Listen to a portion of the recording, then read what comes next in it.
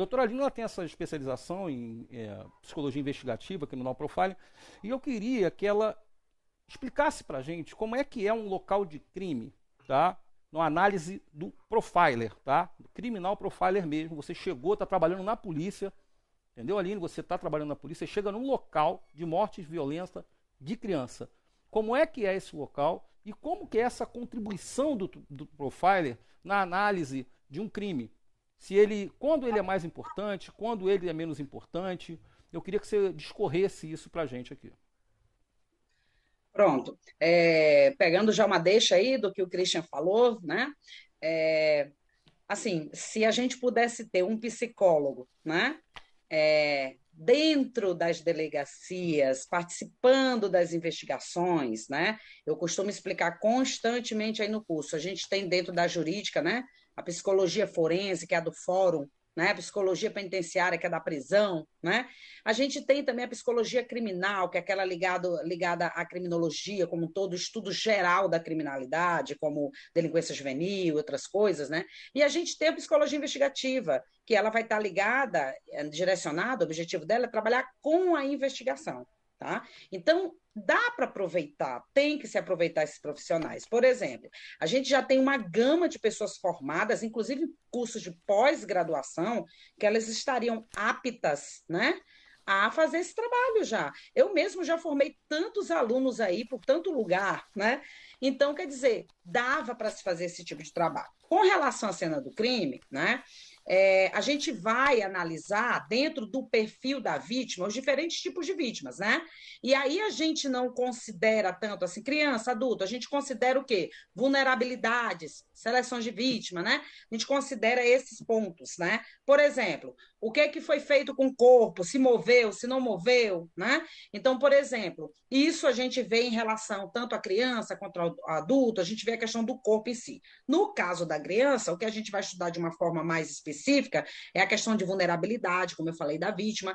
O corpo de uma criança é mais fácil de transportar do que de um adulto. Então, por que que aquele indivíduo escolhe? Isso é uma das características de selecionar a vítima para quem mata, principalmente por questões sexuais, né? Alguns que escolhem crianças também escolhem não só pela questão da fantasia pedófila, né, da questão da pedofilia, mas também porque é uma vítima mais fácil de lidar, de mover, de esconder corpo, né? Então tem toda essa situação na seleção de vítima e tudo mais. Então, na cena do crime, a gente está vendo ações que o criminoso fez na cena, o que a gente conhece mais popularmente como modus operandi, a polícia conhece dessa maneira, só que os modus operandi que a gente vai ver, né, é a maneira dele operar, dele agir no crime, né, é isso que é modus operandi, só que alguns vão ver a maneira física dele agir, né, e nós vamos ver mais a questão comportamental. Né? A gente tem a perícia física, forense, da cena do crime, que ela vai coletar evidências forenses, sangue, suor, saliva, sêmen, por exemplo, para fazer uma determinada análise,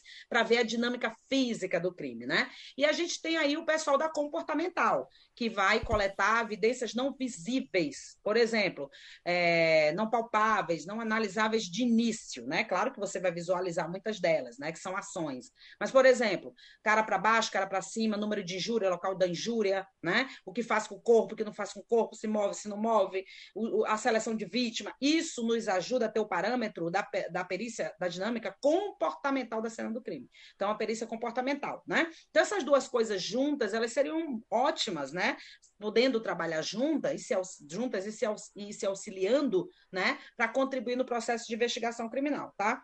Então, com relação às crianças, né, a gente tem aqueles perfis de determinados agressores, né, os perfis comportamentais, né, o David Cantor, ele prefere chamar padrão comportamental, como a psicologia chama, né, mas o pessoal do FBI vai usar lá a palavra perfil dos criminosos, né, basicamente a mesma coisa, só muda lá essa questão terminológica, né, e a gente tem determinados criminosos que eles estariam ligados à seleção relacionada à vulnerabilidade daquelas vítimas, que no caso aí são crianças, né? A gente tem processos fantasiosos também, é importante colocar isso, né? A questão das mentes criminosas, a gente tem que saber como as mentes fantasiam. Por exemplo, eu até falei isso numa live ontem professor Antônio Essa, não sei se ele está por aí, deve estar assistindo.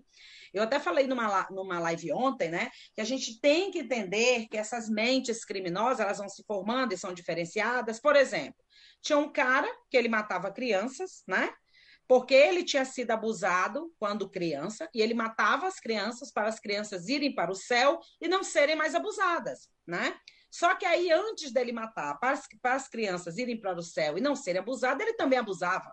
Né? Para você ver como é que essas mentes vão se formando, como a questão é deturpada, né? Como a questão é maluca, e cada mente dessa vai se formando de maneiras diferenciadas. Então, o estudo também das mentes criminosas é importante. E dentro dessas mentes criminosas, tem aqueles que fantasiam com vítimas vulneráveis, que fantasiam com crianças. Entra também aí a questão da pedofilia, que é uma fantasia, né? Uma própria parafilia, né? Também uma parafilia, né? Claro, a gente nunca pode esquecer disso. Às vezes as pessoas esquecem. O Brasil está discutindo aí se pedofilia é doença mental, transtorno mental. Não precisa discutir isso. Pedofilia é uma parafilia, sempre foi um transtorno mental. Sempre foi. Então, para você ver como no Brasil a gente está despreparado. Em vez da gente estar conversando risco, tipo de criminoso, como lidar com cada um deles de acordo com o risco para determinadas crianças, né? A gente pega e está discutindo se é transtorno ou não é. Uma coisa que está aí nos manuais de psiquiatria e de psicologia há quase 300 anos atrás. Isso já está definido. Então, a gente perde tempo discutindo,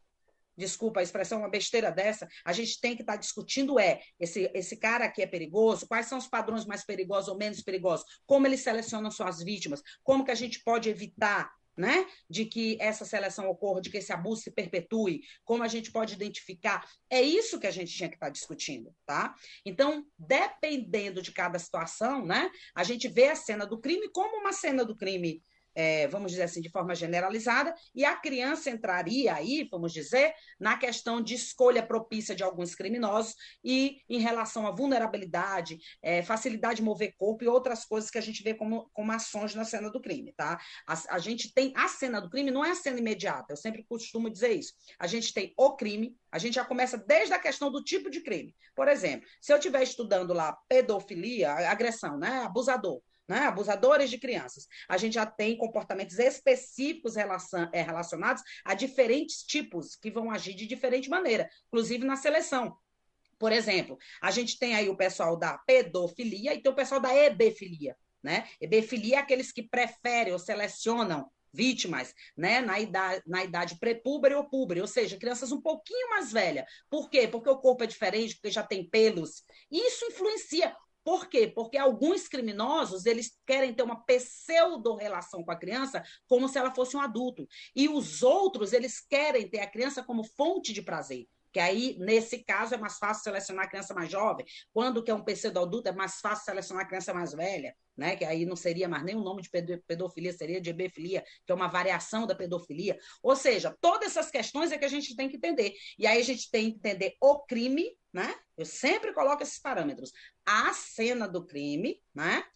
O perfil do criminoso, ou os tipos de criminosos, com seus diferentes padrões comportamentais, e a vítima. A gente tem esses 4 parâmetros de estudo aí para se aplicar nessa análise da cena do crime, não é só aquela análise imediata. Então, passando por todos esses parâmetros, como eu te falei, até a questão de seleção de vítima entra nessa situação. No caso aí, a criança seria uma seleção específica, mais baseado pela vulnerabilidade e muito propícia de ser escolhida, inclusive, por criminosos impulsivos, no caso do ataque sexual, por exemplo, e outras coisas, né? Que aí fica muito longo para a gente destrinchar aqui.